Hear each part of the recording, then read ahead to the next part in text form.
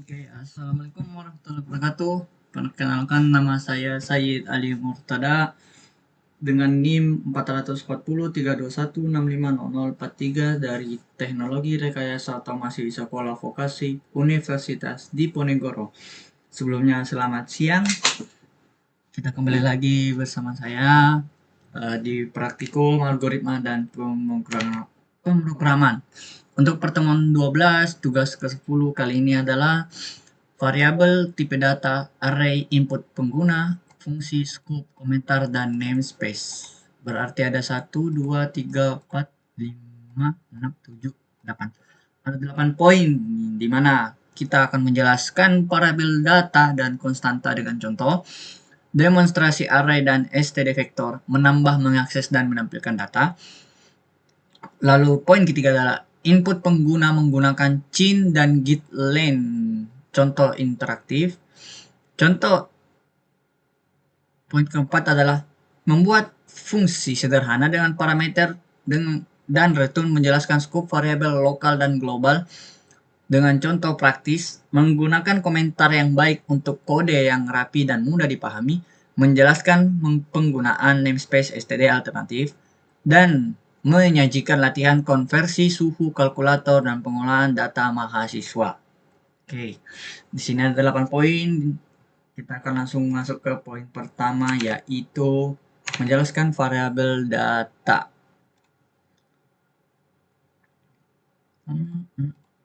Nah, di sini lihat, di sini ada umur. Sengaja saya belum mengubah karena anggaplah kita mau IPK saya 3,8, inisial jangan A, diganti Said Ali Murtada.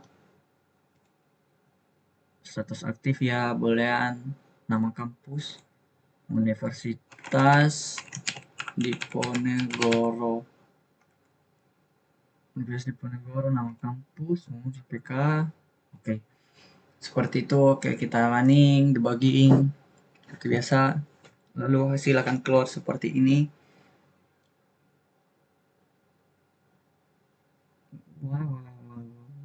Wait, ada apa ini?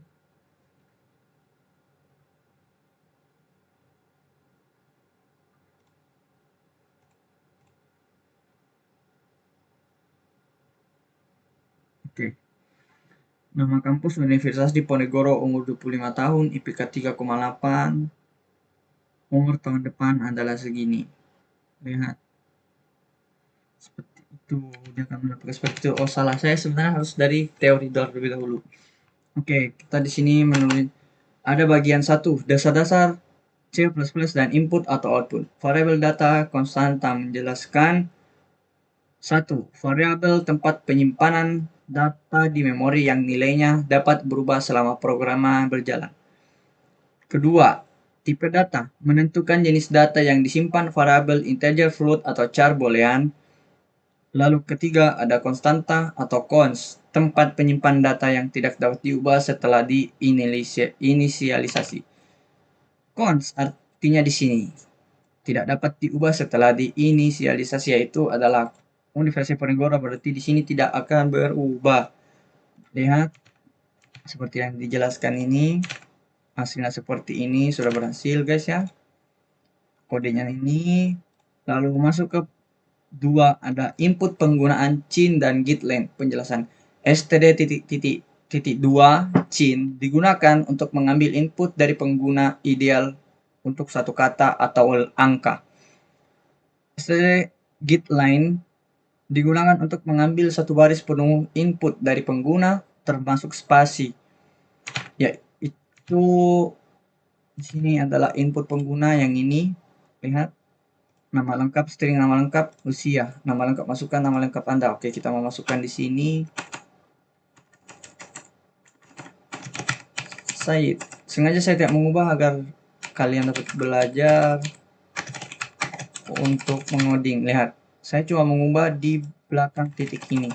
Masukkan usia saya adalah 23 tahun. Oke, seperti itu. Lalu kita coba langsung run. Oke, di sini fungsi-fungsinya sudah jelaskan ya. Ada con, ada cin, ada getLine.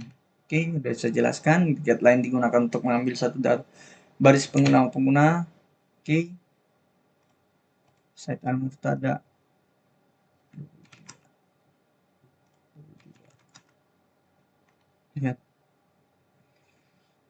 Lihat hasil input. Halo, usia Anda adalah 32 tahun. Oh, saya salah guys. Maaf. Di sini saya akan memasukkan nama sendiri. Berarti di sini saya tidak perlu mengubah. Oh iya benar, berarti kayak tadi. Masukkan nama Anda sesuai identitas. Oke, di sini kita masukkan umur.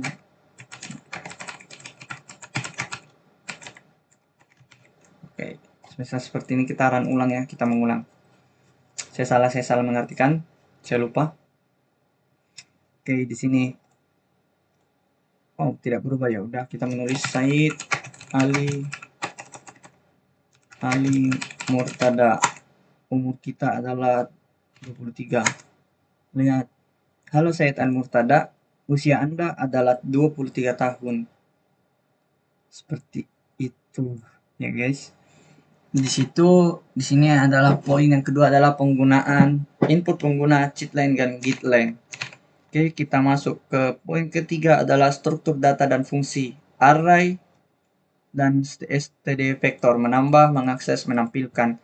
Array, struktur data dengan ukuran tetap, tidak bisa ditambah dan dikurangi untuk menyimpan data sejenis.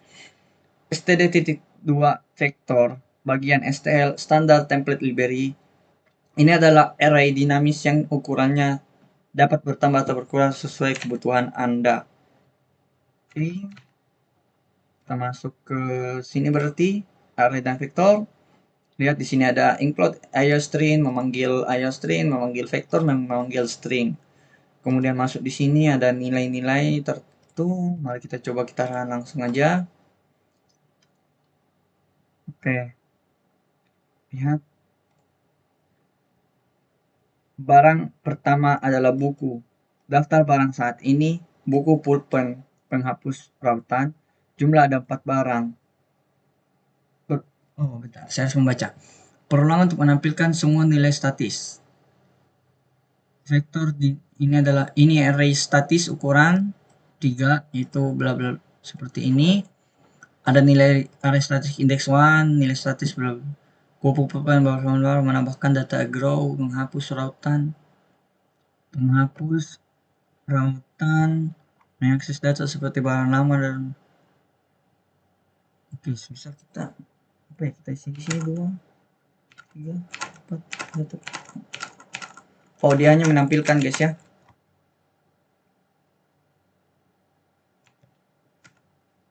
Nah, di sini berarti dia akan menampilkan barang lama buku seperti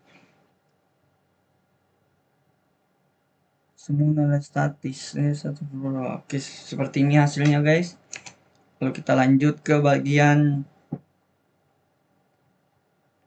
fungsi parameter bagian 4, yaitu fungsi parameter, return, dan scope variabel.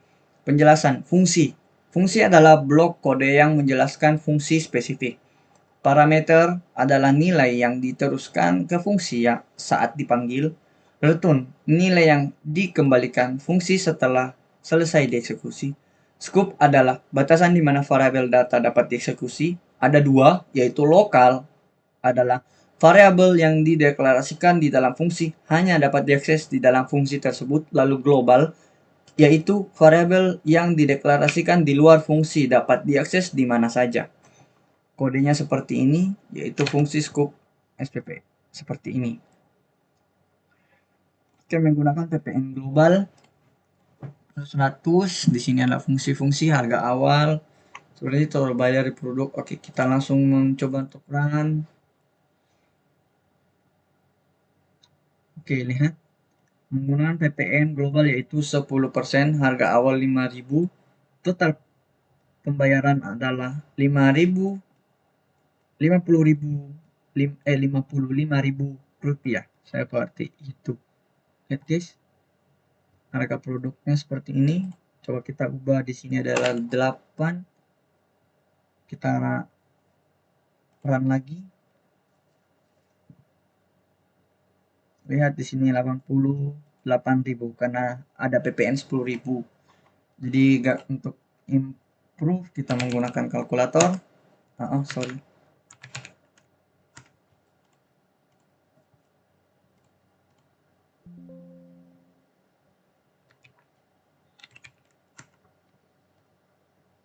Lihat 88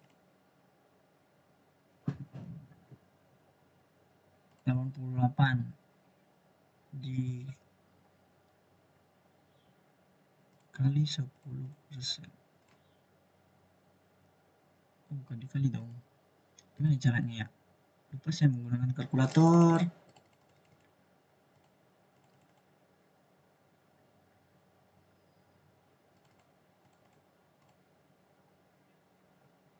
Pokoknya segitulah. Sudah benar pasti karena ini sudah aplikasi, sudah Visual Code. Oke. Lalu kita lanjut masuk ke bagian 3, praktik dan konsep tambahan. Menggunakan komentar yang baik. Penjelasan komentar yang baik menjelaskan mengapa kode memasukkan suatu, bukan hanya apa yang dilakukan, karena kode harus jelas. Oke, komentar baik. Komentar baik itu di sini. Lihat. Di sini memanggil seperti biasa IOStream, di situ ada vektor, hitung rata-rata, nilai rata-rata data kosong, empty return, nilai rata-rata. Oke, kita langsung menjalankan.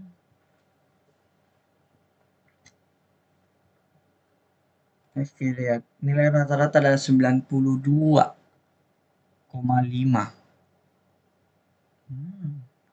Seperti itu guys ya, untuk menghitung nilai. Lihat, di situ akan langsung keluar nilai siswanya. Ntar saya mencari di mana dia menginput data. Oh, di sini kalian mengurus secara manual di area don't repeat yourself. Oh, dia langsung mengisi menggunakan statis untuk pembagian menghasilkan double float, menghindari pembuatan integer yang tidak disengaja. Kita rata-rata nilai siswa. Oh, oke. Berarti kalau kita repeated masih sama. Di sini masih ada 3. Kemudian ini adalah komentar baik. Kemudian penggunaan namespace std dan alternatifnya. Penjelasan namespace std adalah berisi fungsi. Namespace std berisi fungsi dan kelas standar C++ seperti quote, scene, string, vektor, dan vektor. Kita perlu mengaksesnya menggunakan std, misalnya std quote atau std vektor, std scene, seperti yang tadi yang di atas. Kemudian masuk ke poin kedua adalah alternatif, using namespace std. Baris ini memungkinkan Anda menghilangkan awalan std dari code. Catatan, meskipun lebih singkat, penggunaan using namespace std secara luas tidak disarankan dalam proyek besar karena dapat menyebabkan konflik nama. Oke, kita masuk ke namespace seperti ini. Lihat. Alternatif tidak disarankan proyek besar, jadi kita menggunakan name string ya. Mari kita lihat hasilnya seperti apa yang saya tulis tadi. Jika menggunakan using space std, kodenya menjadi code and namespace penggunaan nama secara eksplisit.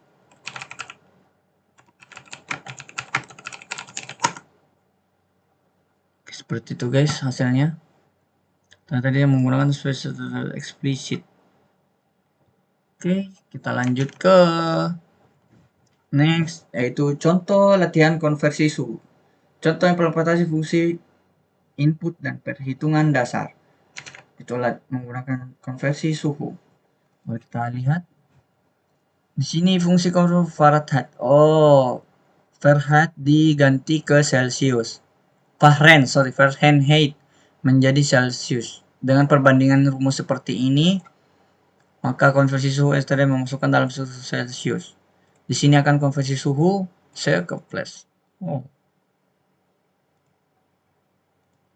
Masukkan dalam suhu dalam Celsius. Kita menggunakan coba hari ini Celsius. Ada yang nggak nampil ya udah. Kita anggaplah di sini 28 ya. 28 Celsius.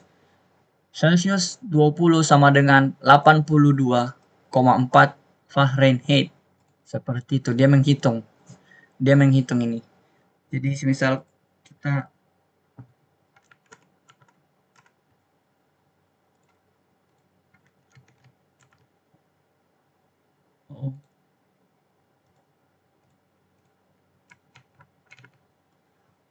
oh no. Bentar.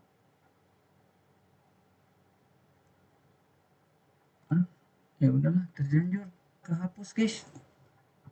Nanti kita lanjut ke nextnya. Seperti ini. Lalu kita masuk ke implementasi robika dasar. Materi penjelasan sebelum disebut menggunakan pembacaan sensor analog untuk digital adalah robotika. Masuk ke sini. Kita gas. Oh iya, saya lupa.